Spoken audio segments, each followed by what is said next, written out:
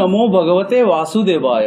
महाभारत कथा की 16 अध्याय में आपका स्वागत करता हूँ। श्री कृष्ण द्वारका में जाकर बस गए। वे भगवान विष्णु के अवतार थे। उसी समय माता लक्ष्मी भी रुक्मिणी के रूप में धरती लोक पर जन्म ली थी। रुक्मिणी विदर्भ के राजा भीष्मक की पुत्री थी। भीष्मक मगध के राजा जरासंध के जागीरदार थे। वे कृष्ण के बारे में बहुत कुछ सुने थे, जैसे कि गुण, चरित्र, आकर्षण और महानता के बारे में। उन्हें कृष्ण से प्यार हो गया। रुक्मिणी का सबसे बड़ा भाई रुक्मी यद्यपि दुष्ट राजा कंस का मित्र था, जिसे कृष्ण ने मार दिया था, विवाह के खिलाफ खड़ा हो गया।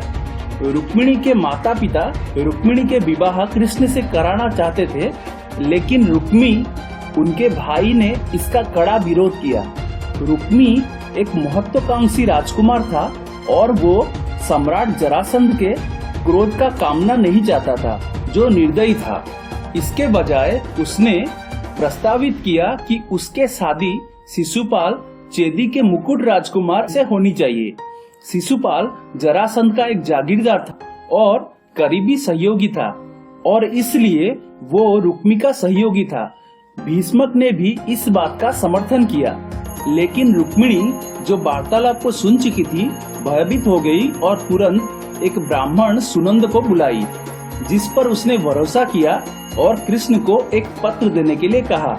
उसने कृष्ण को विदर्भ में आने के लिए कहा और एक लड़ाई से बचने के लिए उसका अपहरण करने को कहा, जहां उसके रिश्तेदार मारे जा सकते थे। उसने कहा कि वो बिना किसी खून खराबे के इसे कैसे पूरा करेंगे, ये देखते हुए कि वो अपने महल की भीतरी कक्षा में है। लेकिन इस समस्या का हल ये था कि उसे देवी गिरिजा के मंदिर में जाना होगा, जो उनकी कुल देवी थी। कृष्ण ने द्वारका में संदेश प्राप्त किया, तुरंत अपने बड़े भाई बलराम के साथ विदर्भ के लिए प्रस्थान किया। इस बीच शिशुपाल को रुक्मी से इस समाचार पर अधिक खुशी हुई कि वो कुंदिना अमरावती जिले में जा सकता है और रुक्मिणी पर दावा कर सकता है। जरासंध ने इतना भरोसा ना करते हुए अपने सभी जागीरदारों को साथ भेज दिया, क्योंकि उसे लगा कि कृष्ण जरूर रुक्मिणी को छीनने आएंगे। भीष्मक और रुक्मिणी को खबर मिली कि कृष्ण अपने संभावित जासूसों द्वारा आ रहे हैं। भीष्मक, जिन्होंने कृष्ण की गुप्त रूप से स्वीकृति दी और कामना की कि वे रुक्मिणी को दूर ले जाएं, उनके लिए एक सुसज्जित हवेली स्थापित की। उसने उनका खुशी से स्वागत किया और उन्हें सहायता किया।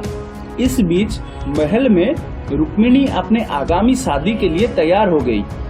वो निराश और अशांत थी कि कृष्ण से अभी तक कोई खबर नहीं आई थी। जल्द ही ब्राह्मण दूत ने आकर सूचित किया कि कृष्ण ने उनका अनुरोध स्वीकार कर लिया है। वो मंदिर में भगवान शिव की पत्नी अंबिका देवी को दर्शन के लिए चली गई। जैसे ही वो बाहर निकली, उसने कृष्ण को देखा और वो जल्द ही उनके साथ उनके रथ में सवार हो गई। जब शिशुपाल ने उन्हें देखा तो वे दोनों सवारी करने लगे। जरासंध की सारी सेनाएं जल्दी जल्दी उनका पीछा करने लगे, जबकि बलराम ने उनमें से अधिकांश पर कब्जा कर लिया और उन्हें वापस ले लिया। रुक्मी ने कृष्ण और रुक्मिणी को भद्रोत के पास पकड़ लिया।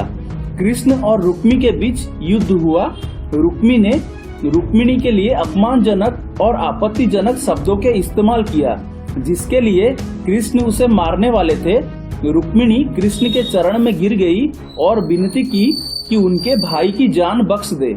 कृष्ण हमेशा की तरह उदार और सहमत थे, लेकिन सजा के रूप में रुक्मी के सिर का मुंडन किया और उसे आजाद कर दिया। हार के स्पष्ट संकेत के तुलना में योद्धा के लिए इससे अधिक शर्म की बात नहीं थी। कृष्ण से युद्ध से हारने के बाद रुक्मी कभी वापस विदर्भ नहीं लौटा। उसने अपनी दूसरी राजधानी बनाई और वहां पर शासन किया। आगे चलकर उसकी पुत्री रुक्मवती का विवाह कृष्ण के पुत्र प्रद्युम्न से हुआ। कृष्ण से युद्ध में हारने के बाद से ग्रामीणों ने रुक्मी को गौडेरा के रूप में पूजा करना शुरू किया। उन्हें हार और शर्म के देवता के रूप में जाना जाता है। लोक कथा के अनुसार कृष्ण उसी स्थान पर रुक्मिणी का अपहरण और विवाह करने के बाद माधवपुर घेड़ गांव में आए थे। उस आयोजन की याद में माधव राय के लिए एक मंदिर बनाया गया है। इस आयोजन का एक उत्सव सांस्कृतिक मेले में हर साल इस शादी की याद में माधवपुर में आयोजित किया जाता है।